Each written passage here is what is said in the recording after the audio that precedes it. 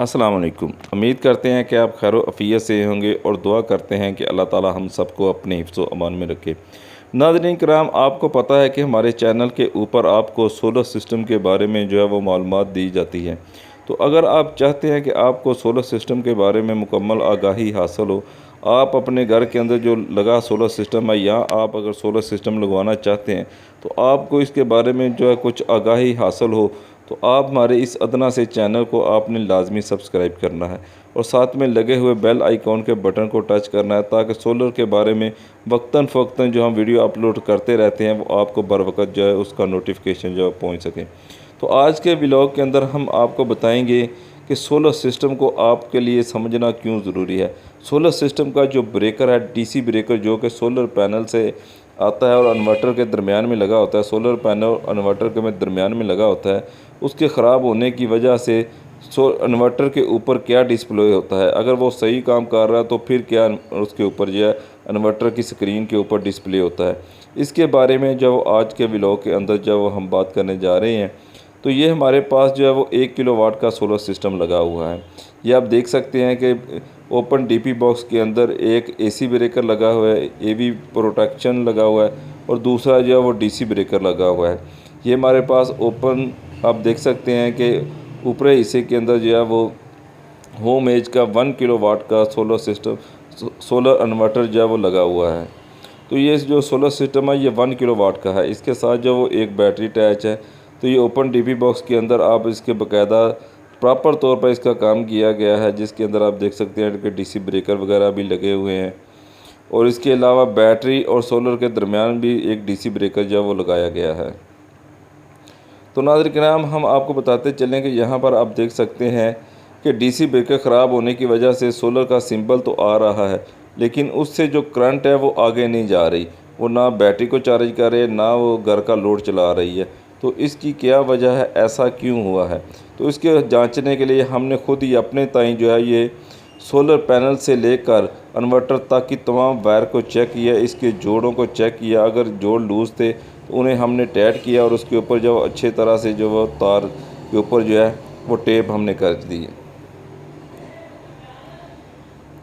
तो अब आप देख सकते हैं कि यहाँ पर आपको सोलर का सिंबल तो नज़र आ रहा है, लेकिन उसके बाद आपको बैटरी भी चार्ज होती नज़र है, लेकिन इसका आउटपुट जो लोड है वो आपको ज़ीरो दिखाई दे रहा है।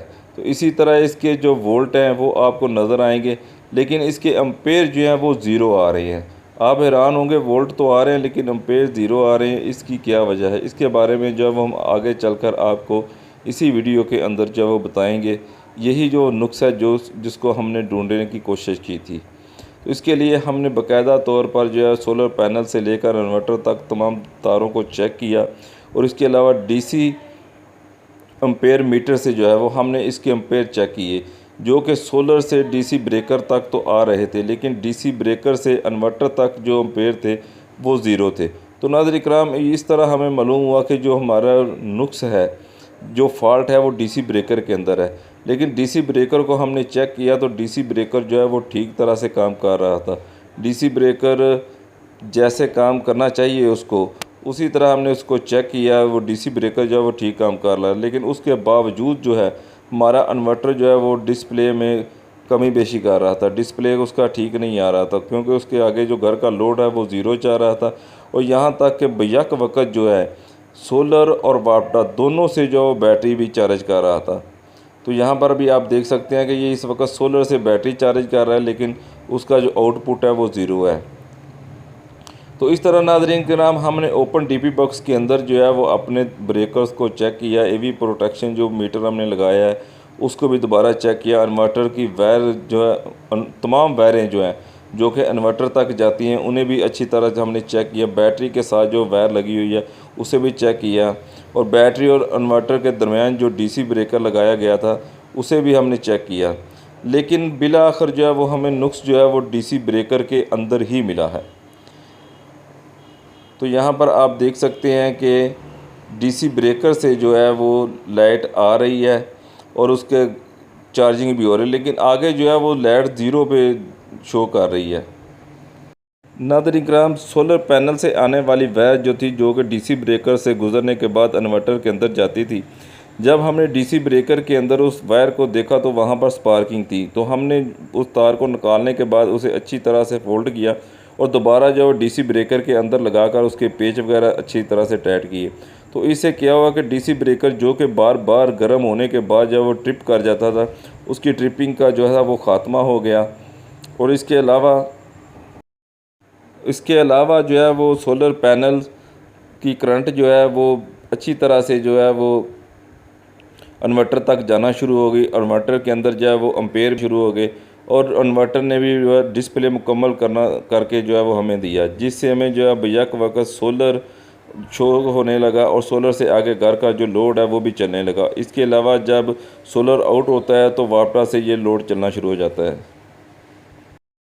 यहाँ पर आप देख सकते हैं कि आपको जो है वो सोलर से मुकम्मल जो है वो बैटरी भी चार्ज हो रही है और इसके अलावा घर का लोड भी जो है वो सोलर से चल रहा है।